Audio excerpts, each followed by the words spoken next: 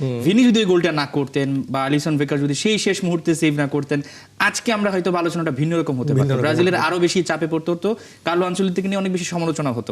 ব্রাজিলের যে বিউটিটা সেটা আমরা অবশেষে মনে হয় দেখা শুরু করলাম। এই ব্রাজিলকে আসলে থামাবে কে? পুরো ম্যাচ নিয়ে আপনি কি বলবেন? প্রথমত একটা মজার কোশ্চেন করি, আপনি কি আজকে এনিহাও রাফিনহাকে মিস করেছেন?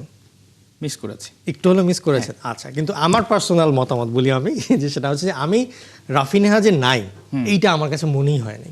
আচ্ছা, তার কারণ হচ্ছে যে আজকের ম্যাচের আমি বলবো সবচেয়ে বড় মানে ইনফ্লুয়েন্সিয়াল ক্যারেক্টার ছিল রায়ান, যেটা কিনা আপনার ধরেন যে সামনাসামনি চোখে দেখে হয়তো বোঝা যায় না। কারণ রায়ানের পারফরমেন্স যদি খারাপ হতো তাহলে কিন্তু ভিনির কাছ থেকে আমরা এই পারফরমেন্সটা পেতাম না। রায়ানকে ঠেকাতে গিয়ে কিন্তু ভিনি ওপেন হয়ে যায় স্কটল্যান্ডের এই ডিফেন্সের কাছে। আপনি যদি প্রথম গোলটাও দেখেন যেটা কিনা ভিনি দিয়েছে, সেটা কিন্তু রায়ানের ডিফেন্সের প্রেশারের কারণেই ভিনি বলটা পেলো এবং ভিনি বলটা পরে গোলটা দিল। এবং বেশ কিছু মোমেন্টস রায়ানও এরকম বের করেছিল যেটাতে কিনা গোল বের হয়ে যেত, কিন্তু লাস্ট মোমেন্টে হয়নি। তো রায়ানের বয়স 19 বছর বয়সী একটা ছেলে রাফিনহার জায়গাটা নিচ্ছে এবং ব্রাজিলের মতন দলের হয়ে মানে তাকে পারফর্ম করতে হবে, এত বড় একটা গ্যাপ ফিল করতে হবে, এইটা কিন্তু একটা বড় মানে একটা মানে পয়েন্ট ছিল ব্রাজিলের আজকে পারফরমেন্সের জন্য। রায়ান সফল হয়েছে, সাথে সাথে পুরো ব্রাজিলও আসলে সফল হয়ে গেছে। এখানে তো কার্লো আনচেলত্তির একটা মাস্টার মাইন্ড বলে আগে থেকে তার হয়তো একটা প্ল্যান ছিল যে যে কোনো সময় রাফিনিয়া যদি ইনজুরিতে পড়ে তাহলে কাকে তিনি নামাবেন, এবং সেই বাজির ঘোড়া কিন্তু লেগে গেল হয়ে গেছে। মনে করেন এবার ওয়ার্ল্ড কাপে কিন্তু যেই প্লেয়ার সবচেয়ে বেশি আর কি মিস করার কারণে ব্রাজিল কষ্ট পাচ্ছে সেটা হচ্ছে রড্রিগো, রিয়াল মাদ্রিদের যে প্লেয়ার, সে না থাকার কারণেই কিন্তু রায়ানের জায়গাটা হয়েছে। তো আজকে যদি মনে করেন সেটা আবার কিভাবে প্রত্যাবর্তন, হ্যাঁ মানে এই যে ব্যাপারটা যে রায়ানের যে নেমেই যে ম্যাচটা যে সে এত ভালো খেললো, এটার কারণে ব্রাজিল কিন্তু তার পুরো ছন্দে চলে আসলো। তো এই কারণে আমি বলবো যে হয়তো ভিনি গোল দিয়েছে বা বাকি সবাই ভালো খেলেছে, বাট রায়ানের অন্তর্ভুক্তিটা ছিল আজকের ম্যাচের একটা বিশাল বড় ইনফ্লুয়েন্সিয়াল জায়গা আসলে। সেটাই আপনি জোড়া গোলের কথা বলছিলেন, মানে ভিনি প্রত্যেকটা ম্যাচেই গোল করছেন। এবং আমরা যদি সেই মরক্কো ম্যাচ থেকে দেখি, ভিনি যদি ওই গোলটা না করতেন বা আলিসন বেকার যদি সেই শেষ মুহূর্তে সেভ না করতেন, আজকে আমরা হয়তো আলোচনাটা ভিন্ন রকম হতে পারতো। ব্রাজিলের আরো বেশি চাপে পড়তে হতো, কার্লো আনচেলত্তিকে নিয়ে অনেক বেশি সমালোচনা হতো। কিন্তু সেটা তো হয়নি, ভিনি প্রত্যেকটা ম্যাচেই গোল করছেন। মানে এই যে গোলের ক্ষুধা এবং তার যে একটা ধারালো পারফরমেন্স, এর পেছনে তো কার্লোরও অনেক বড় একটা ভূমিকা রয়েছে। তাকে ঠিকঠাকভাবে কাজে লাগানো যাচ্ছে। মানে আমরা যেটা আগে দেখতাম, ধরেন যদি আমরা মেসির কথা বলি, আর্জেন্টিনা তার উপরে নির্ভর হয়ে যাচ্ছে দল। সো এখানেও কি ভিনির উপরে কি অনেকটা নির্ভর হয়ে যাচ্ছে কিনা, যেখানে নেইমার আবার প্রত্যাবর্তন করলে, নেইমার ছিলেন না, নেইমারের অভাবটা কিন্তু আমরা শুরুর দিকে বুঝতে পারিনি। ওভারঅল ভিনিকে নিয়ে কি বলবেন? না, অবশ্যই প্রথমত বলবো যে সে আজকে রেকর্ডের খাতায় ঢুকে গেল। তার কারণ হচ্ছে যে ব্রাজিলের হয়ে গ্রুপ পর্বের সবগুলো ম্যাচে গোল দেওয়ার রেকর্ডের আগে শুধুমাত্র রিভালদো, রোনালদো, রোমারিওর ছিল, আর দ্য গ্রেট জার্জিনহো, যে কিনা 70 বিশ্বকাপে প্রত্যেক ম্যাচে গোল করেছিল। তো এইটা তো একটা বিশাল রেকর্ড। তো সেই পথে হাঁটছে ভিনি, 3টা ম্যাচেই গোল দিল। এবং আপনি যদি দেখেন যে একটা ধারাবাহিকতা আছে, প্রত্যেক ম্যাচে গোল দিচ্ছে, একটা রিদমে আছে।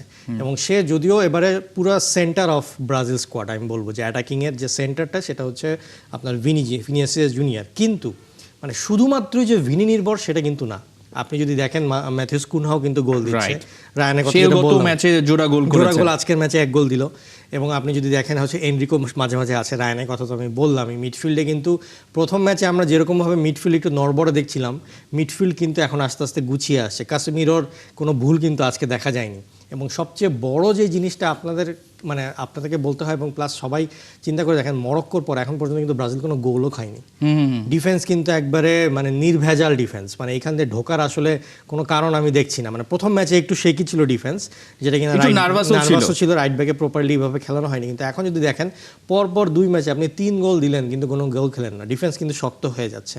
আর টুর্নামেন্ট জিততে গেলে আপনাকে ডিফেন্স শক্ত করতে হবে। ব্রাজিলে যেটা আগের ওয়ার্ল্ড কাপগুলোতে দেখা যেত না, 1 গোল বা 2 গোল দিলে আরেকটা গোল খেয়ে যেত। কিন্তু এই যে Carlo Ancelotti, Italian master class, defensive ভালো হতেই হবে। সো এইটাই আর কি টিমটাকে একটা বিশাল বড় একটা বুস্ট আপ দিচ্ছে। এখন যদি বলেন আমাকে যে হ্যাঁ ব্রাজিলের কোন জায়গাটা এখনো শঙ্কা, আমার কাছে ব্রাজিলের একটা জায়গায় এখনো শঙ্কা আছে, সেটা হচ্ছে লুকাস পাকুয়েতা। কারণ লুকাস পাকুয়েতা খেলছে হচ্ছে ক্রিয়েটিভ রোলে, কিন্তু এখন পর্যন্ত কোনো ম্যাচে তাকে ছন্দে দেখা যায়নি। আজকের ম্যাচেও যদি আপনি দেখেন, মানে ওই রায়ানের গোল, প্রথমে রায়ানের যে অ্যাসিস্টটা ছাড়া এরপরে বাকি 2টা অ্যাসিস্টে কিন্তু ব্রুনো গেমিরেজে করা, যেটা কিনা ভিনির হেড এবং পরবর্তীতে হচ্ছে ম্যাথিউস কুনহার গোল। এবং এই মানে ব্রুনো গেমিরেজ কিন্তু ক্রিয়েটিভিটিটা তৈরি করছে বলেই ব্রাজিল এখনও চলে যাচ্ছে। এবং ক্যাসেমিরো কিন্তু এখন ডিফেন্সিভ সাপোর্টটা দিচ্ছে, কিন্তু লুকাস পাকুয়েতা এখনও কিন্তু একটু নড়বড়ে। এবং তাকে কিন্তু আবারও দেখলাম যে আমরা 60-65 মিনিটে নামিয়ে দেওয়া হলো। লুকাস পাকুয়েতার যদি যখন ছন্দে ফিরবে তখন কিন্তু পুরো ব্রাজিলটা সুন্দরভাবে সেজে যাবে, কিন্তু সেইটার লক্ষণ এখনো পর্যন্ত আমরা দেখতে পাচ্ছি না। এবং লুকাস পাকুয়েতাকে ছন্দে ফেরানো ব্রাজিলের জন্য খুব ইম্পর্টেন্ট রাউন্ড অফ 32 থেকে আর কি। কিন্তু ওভারঅল টিমটা তো একটা ছন্দে ফিরেছে ছন্দে এবং এই ফিরেছে, যে এই বিষয়টা গোলের ছন্দে। ধারাবাহিকতা ঢুকেছে এবং প্রত্যেকে বলছেন যে রাত জেগে খেলাটা দেখা আমাদের অবশেষে ভালো লাগা শুরু করেছে। আর্জেন্টিনা যেভাবে আসলে খেলে যাচ্ছিল, দুইটা ম্যাচ মেসি গোল করে যাচ্ছিল, সেক্ষেত্রে এখন ব্রাজিলও জানান দিচ্ছে যে আমরা মিশন হিগসের পথে তাহলে ঠিকঠাক আছি। আমি যদি একটু এই জায়গাটায় বলি যে ধরেন যে ভিনির কথাটা আপনি বললেন, প্রত্যেকটা ম্যাচে সে গোল করে যাচ্ছে গ্রুপ পর্বে, এরকম একটা খুব সম্ভবত রেকর্ড রয়েছে যে গ্রুপ পর্বে যে ফুটবলার মানে প্রত্যেকটা ম্যাচেই গোল করেছেন, শেষ পর্যন্ত ওই সময়টা আসলে ব্রাজিল চ্যাম্পিয়ন হয়েছে। তো এবারও কিন্তু সেই ধারায় কিন্তু যাচ্ছে 94, 2002 আর 1970। তো এখন কি ব্রাজিল সমর্থকরা আরেকটু বেশি আশায় বুক বাঁধতে পারেন কিনা? জি, আমি তো বলতে পারি যে সবচেয়ে নকআউট পর্বটা যেহেতু শুরু হয়ে যাচ্ছে। হ্যাঁ, আমি একটু জাস্ট কম্প্যারিজনের একটু মরক্কোকে নিয়ে আসি। ফার্স্ট ম্যাচে আমরা সবাই একটু হতাশ হয়েছিলাম ব্রাজিলকে নিয়ে, কিন্তু আপনি দেখেন যত সময় যাচ্ছে আপনার স্কোয়াডের ডেপথ এবং হওয়াটা যে কত জরুরি বোঝা যাচ্ছে।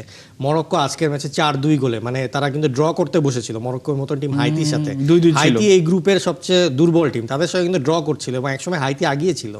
তো যার কারণটা কি, তার কারণ হচ্ছে যত ম্যাচ যাচ্ছে মরক্কোর স্কোয়াডের যে ডেপথ নাই এটা আস্তে আস্তে প্রকাশ পাচ্ছে। অন দি আদার হ্যান্ড ব্রাজিলের স্কোয়াড দেখেন, ডেপথ থাকার কারণে রাফিনিয়ার মতন player injured, star player injured, কিন্তু আরেকজন এসে খেলে দিয়ে যাচ্ছে এবং এরপরে ব্যাকআপটা ওদের খুব ভালো ছিল। ব্যাকআপটা ভালো। এই কারণে আমি বলছি যে যত ওয়ার্ল্ড কাপ যাবে প্লেয়ারের ইনজুরি সংখ্যা বাড়বে বা মিস বা কার্ড যেটাই হতে পারে না কেন, কিন্তু স্কোয়াডের ডেপথ থাকলে মানে আপনার তাহলে দেখবেন যে মানে টিম খুব ভালো করছে। এবং ব্রাজিলের স্কোয়াডের ডেপথ এত যে 75 মিনিটে নামছে নেইমার, তাহলে বুঝে দেখেন যে মানে কোন লেভেলে ব্রাজিলের এবারে স্কোয়াড ডেপথ আছে, শুধু এটাকে কাজে লাগাতে হবে। সবসময় আসলে কার্লো আনচেলত্তি একটা কথা বলে আসছিলেন যে তিনি ব্যক্তি নির্ভর হতে চান না, এবং সেটাই কিন্তু আমরা এখানে দেখলাম যে ধরেন রাফিনিয়া, আমরা তো জোর করে তাকে খেলাবো না, সেটা কিন্তু দেখা গেল যে তার একটা ব্যাকআপ আগে থেকে রেডি ছিল, মানে অলওয়েজ সে ব্যাকআপ নিয়েই হয়তো এখানে এসেছে। আপনি যদি আমি এইটুকু আবার অ্যাড করি, যদি কোনো কারণে মনে হয় যে ভিনিসিয়াস জুনিয়র একটু খেলতে পারলো না, হয়তো 70 মিনিটস পর্যন্ত পর একটা ছোটখাটো ব্যথা পেল, মার্টিনেলি কিন্তু রেডি আছে। মার্টিনেলি কিন্তু Arsenal star winger, so backup কিন্তু ভিনিসিয়াস জুনিয়রের জন্যও রেডি আছে। সো এইটাই আর কি, ব্যাকআপটা ইজ ইম্পর্টেন্ট। সেটাই আসলে এখন তো ধরেন ব্রাজিল গ্রুপ পর্বটা খুব ভালো মতোই উতরালো, একটা ভয় ছিল ব্রাজিল আর্জেন্টিনা সমর্থকদের মধ্যে কথার লড়াই ছিল, সেই লড়াইটা কিছুটা হলো এখন আরো জমে যাবে, এজন্যই জমে যাবে কারণ পরবর্তীতে আমরা দেখতে পাচ্ছি যে গ্রুপ এফ এ যারা রানার্স আপ হবে তাদের সঙ্গে ব্রাজিলের খেলা হবে। মানে ব্রাজিল কি গ্রুপ চ্যাম্পিয়ন একটু বিপদে পড়লো কিনা, যেখানে আমরা যে দলগুলো দেখতে পাচ্ছি নেদারল্যান্ড, জাপান এবং সুইডেন, মানে কে হলে ব্রাজিলের জন্য একটু ভালো হয়, কোন দলটা হলে?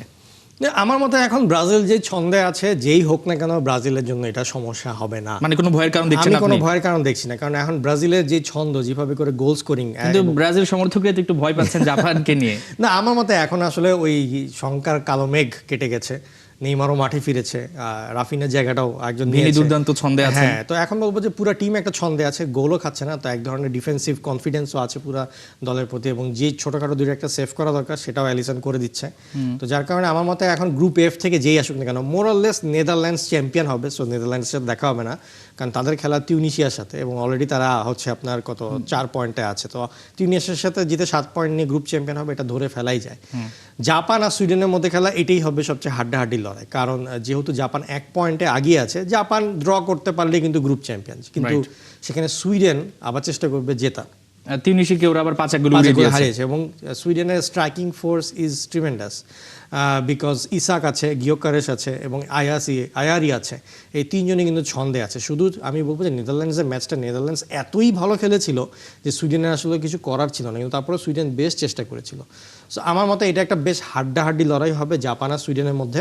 বাট পয়েন্ট তালিকায় যেহেতু অলরেডি জাপান 4 পয়েন্ট আছে, যদি কোনো কারণে জাপান হেরে যায়, আমার মতে জাপান তারপরও থার্ড হিসাবে রাউন্ড অফ 32-তে চলে যাবে। এবং সুইডেনের এই কারণে এই ম্যাচটা জেতার প্রতি একটা ধরনের ক্ষুধা থাকবে, যেই ক্ষুধাটা হয়তো জাপানের মধ্যে ওরকমভাবে নাও দেখা যেতে পারে। বাট জাপানের in general as a nation mentality তারা সবসময় 100% এফোর্ট দিয়ে যায়। সো আমার মতে তারাও জেতার জন্য চেষ্টা করবে, এরকম ডিফেন্সিভ মেন্টালিটি ফুটবল হয়তো খেলবে না। তো এখন আসলে এই ম্যাচটা খুবই প্রাণবন্ত একটা ম্যাচ হবে আমি মনে করছি আজকে রাতে। সেটাই আসলে